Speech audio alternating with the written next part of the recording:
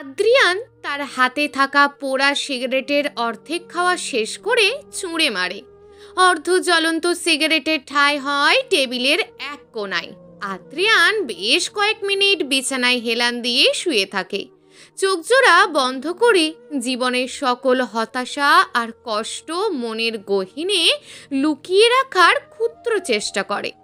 রাত প্রায় 9:30টার সময় মিরাজ সাহেব, ফারহানা বেগম, কারান আর আবিহা এয়ারপোর্টের উদ্দেশ্যে রওনা হয়। তারা এয়ারপোর্টে অবধি একসাথে যাবে, এরপর আলাদা বিমানে উঠে ভিন্ন দেশে চলে যাবে। আবিহা বাড়ি থেকে বের হওয়ার সময় মেঘ তার রুম থেকে বের হয়ে আসে, সিঁড়ি দিয়ে নিচে নামে, এরপর আবিহার কাছে যায়। আবিহা মেঘকে দেখে খুব শক্ত করে জড়িয়ে ধরে। মেঘকে বাসায় একা রেখে যাওয়ার বিন্দুমাত্র ইচ্ছে আবিহার ছিল না, কিন্তু সে বাধ্য।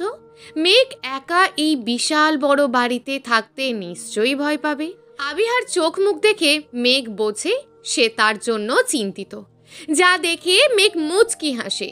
মেঘ আবিহাকে বোঝায় যে সে ভয় পাবে না, একা থাকার অভ্যেস তার আছে।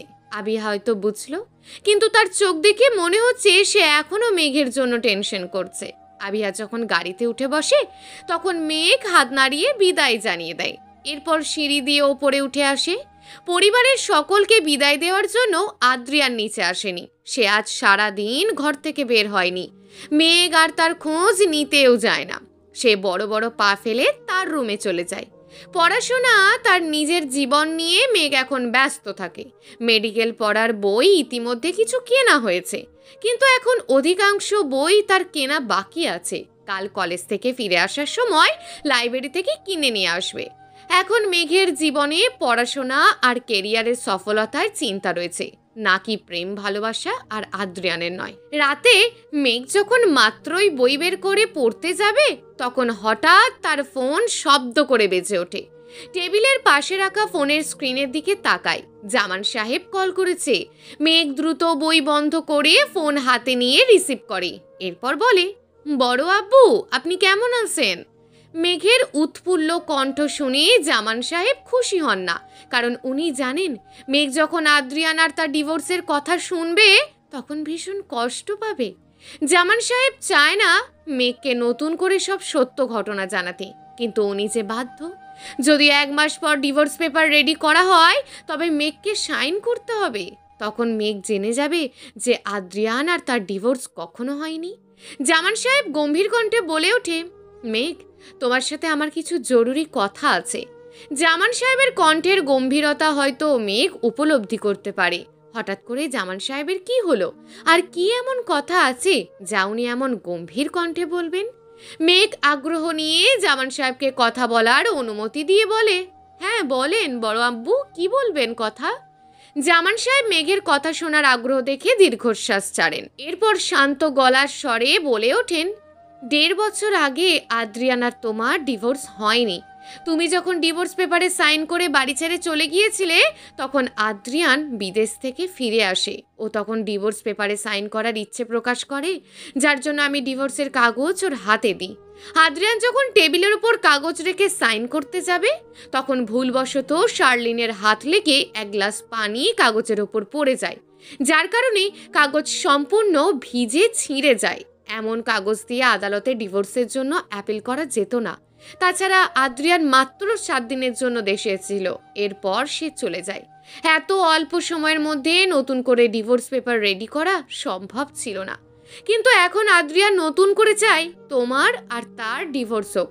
তুমি কি আদ্রিয়ানকে ডিভোর্স দিতে চাও?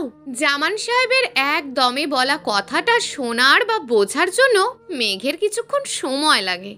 তবে সকল কথার মধ্যে মেঘের কানে বা মনে শুধু একটা কথাই প্রাধান্য পায়, আদ্রিয়ান মেঘকে ডিভোর্স দিতে চায়।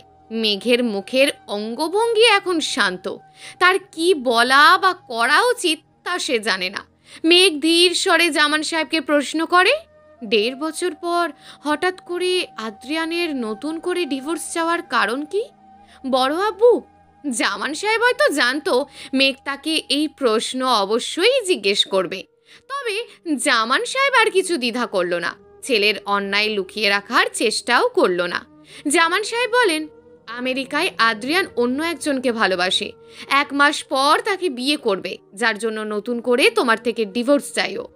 জামান সাহেবের কথা শুনে মেঘ শান্ত হয়ে যায়। আদ্রিয়ান অন্য একজনকে ভালোবাসে, কিন্তু সে কে?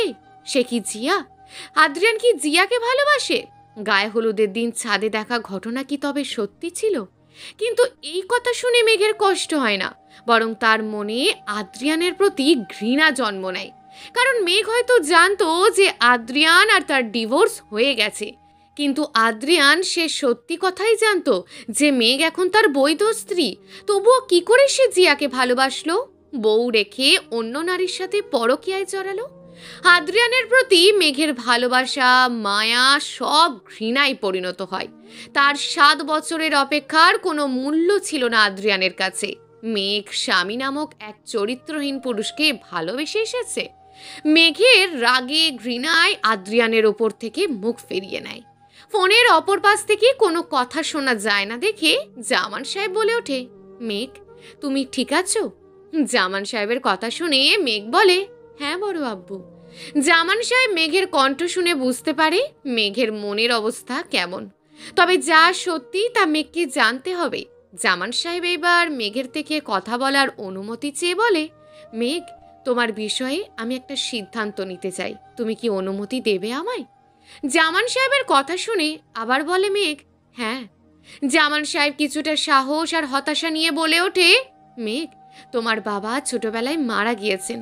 তোমার বিষয়ে সকল সিদ্ধান্ত নেওয়ার দায়িত্ব তার ছিল, কিন্তু এখন সে আর বেঁচে নেই। তবে তার সকল দায়িত্ব এখন আমার কাঁধে। 1 মাস পর আদ্রিয়ান আর তোমার ডিভোর্স হয়ে যাওয়ার পর তোমার সাথে আমার বন্ধুর ছেলের বিয়ে দিতে চাই আমি। তবে যতদিন না তোমার পড়াশোনা শেষ হবে ততদিন বিয়ে হবে না, কিন্তু 1 মাস পর কাবিন করে রাখবো।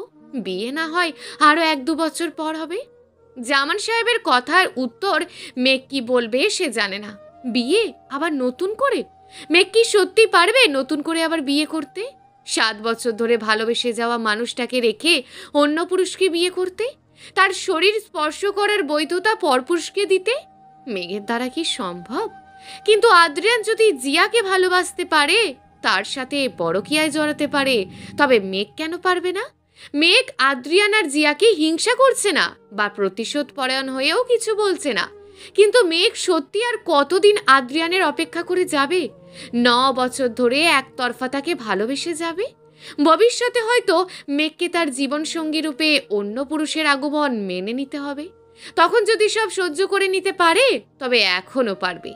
মেঘ নিজের মনকে ধাতস্থ করে, শান্ত গলায় ধীর চেতা মনোভাব নিয়ে বলে, বড় আব্বু, তুমি ডিভোর্স পেপার রেডি করো।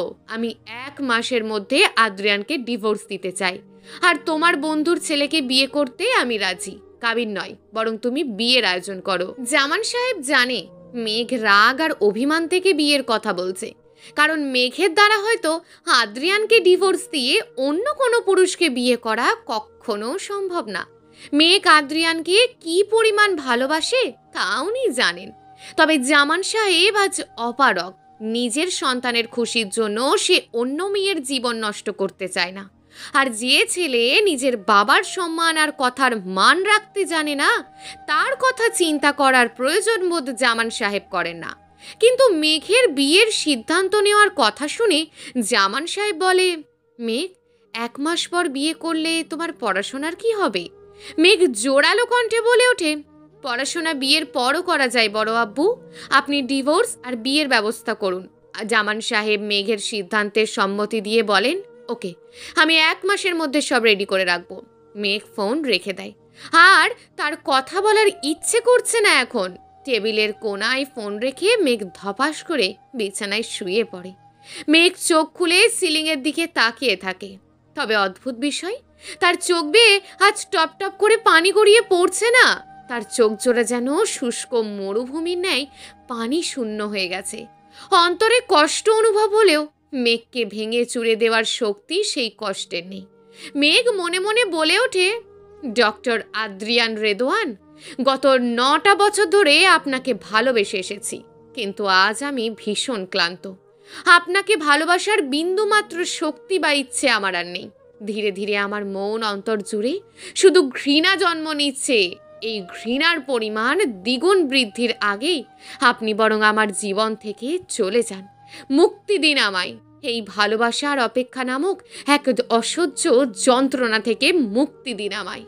আমি সত্যিই জানি না আপনি জিয়াকে ভালোবাসেন কিনা, তবে আপনার চোখে আমি আমার জন্য এক মায়া বা মোহ দেখেছি। তবে তা ভালোবাসা কিনা তা জানি না, কিন্তু কিছু একটা হয়তো আছে আমার প্রতি, আর এই মায়াই আপনার যন্ত্রণার কারণ হবে। অনেক কষ্ট আমি সহ্য করেছি, এইবার না হয় আপনি করুন। 1 মাস পর ঠিক আপনার সামনেই আমি অন্য কারোর বউ হব, তার জন্য কবুল বলবো। তখন কি আপনি পারবেন আমায় অন্য পুরুষের সাথে সহ্য করতে? না, পারবেন না। তার কারণ আপনার মনে জন্মানো আমার প্রতি মায়া। যখন আপনি দেখবেন যে আমি অন্য কারোর হয়ে গেছি, তখন অনুভব করবেন ভালোবাসার মানুষকে অন্য কারোর সাথে দেখার অনুভূতি কেমন হয়, কি অসহ্য যন্ত্রণা হয় বুকের মাঝে। ভালোবেসে শুধু ধ্বংস আমি একাই হব না, আপনিও হবেন। আপনার শাস্তি স্বরূপ আমার ধ্বংস আপনাকে উপহার দেব আমি। এমন যন্ত্রণা আপনাকে দেব আমি, যা আপনাকে জ্বালিয়ে পুড়িয়ে শেষ করে দেবে। গত 9 বছর আপনি শুধু আমার ভালোবাসা দেখেছেন, আর এখন এই 1 মাস আমার ঘৃণা দেখবেন। চলবে গল্প তোমার নামে নীলচে তারা, লেখিকা হিয়া। প্রিয় দর্শক বন্ধুরা, এই গল্পটি চলমান এবং এখনও বেশ কয়েকটি পর্ব দেয়া হবে। পরবর্তী গল্পগুলো নিয়মিত পেতে আমাদের চ্যানেলটিকে অবশ্যই সাবস্ক্রাইব করে রাখবেন। দেখা হবে পরবর্তী ভিডিওতে। ততক্ষণ ভালো থাকুন, সুস্থ থাকুন এবং নিজের পরিবারের খেয়াল রাখুন। ধন্যবাদ।